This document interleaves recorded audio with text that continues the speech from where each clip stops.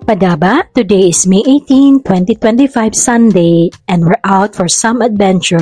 At dahil Sunday mga Padaba, inuna muna namin magsimba dito sa St. Vincent de Paul sa San Marcelino. At syempre, para i-ask na rin ang guidance na may mahanap kami na dorm kay Ate Amber.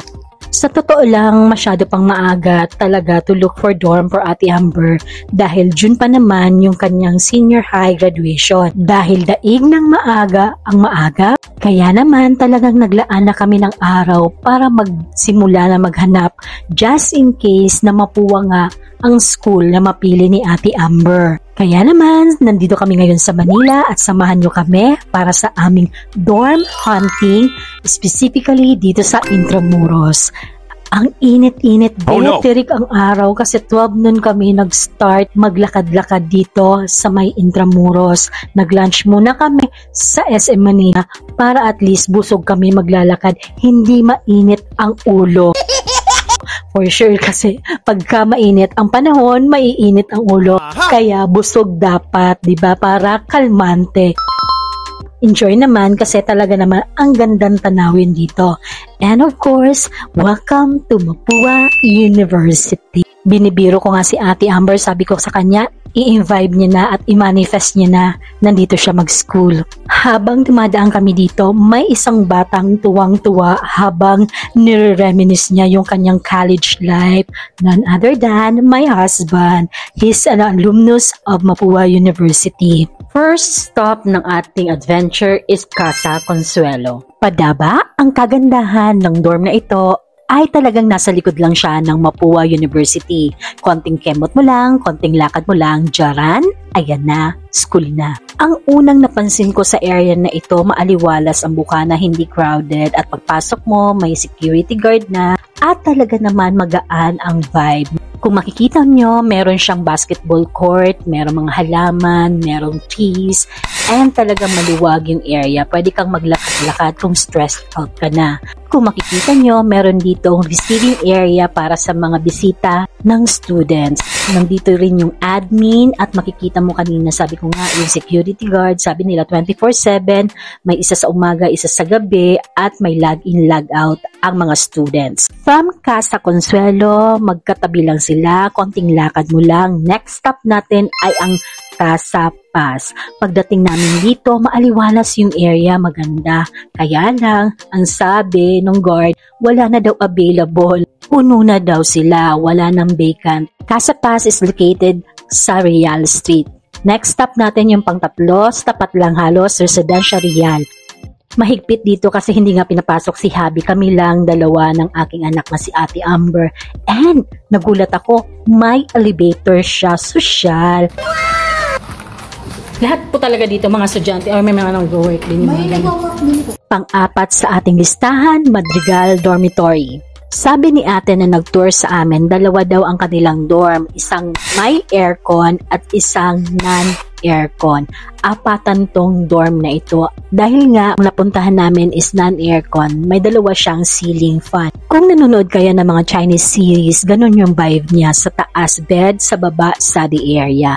And pupuntahan natin yung common bathroom. Maayos naman yung lighting dito sa labas ng mga rooms nila. Common scene, right? But one bike na nun. Ano naman siya? Toilet and... So, ito yung toilet.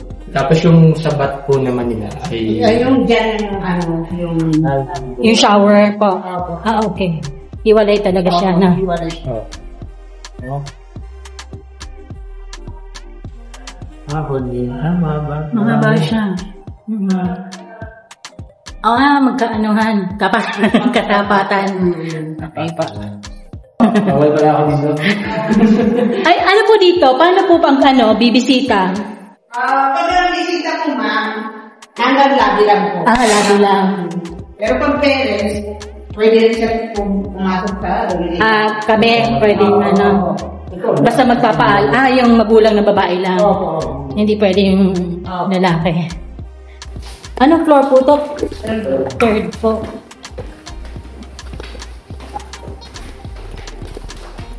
Tingnan po, bago maglaba, bago magbansa.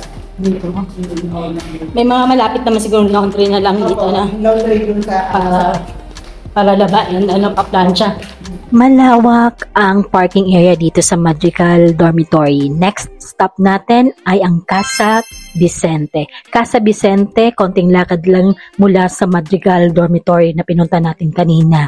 Dito naman sa Casa Vicente, punuan na din. Sabi ni Kuya Guard, nung nagtanong kami, fully occupied na daw lahat ng rooms nila. Imagine, May pa lang to ha. From Casa Vicente, konting lakad mo lang matatagpuan mo ang Residencia 729. Pagdating namin dito, sabi ni Kuya, fully occupied na din sila.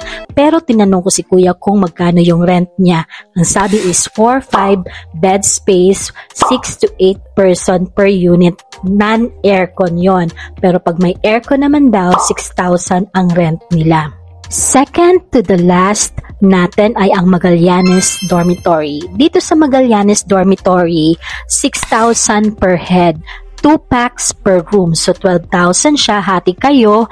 And wala po siyang aircon. Electric fan lang siya. And common CL. Dito sa Magallanes Dormitory, nalaman ko na ang gadgets na dadalhin mo, may corresponding monthly charge siya. Halimbawa, CP charger mo is 150.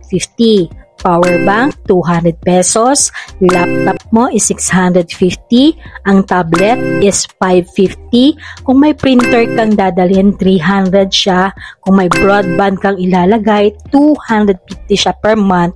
Kaya, ang babayaran mo hindi lang 6,000. May on top pa pag may dala kang printer, CP charger, laptop, or iPad. As you can see po sa taas, wala po talaga naka-occupy. So, 2 persons per room lang po siya. At maluwag naman po siya. Last stop natin, last sa list natin is Residencia Victoria 708.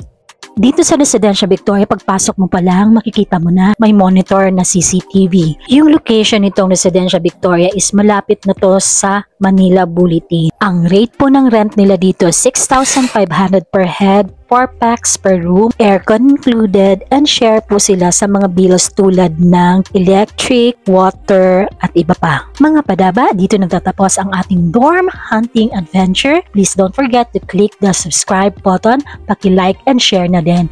Diyos mabalos, see you on my next vlog. Bye!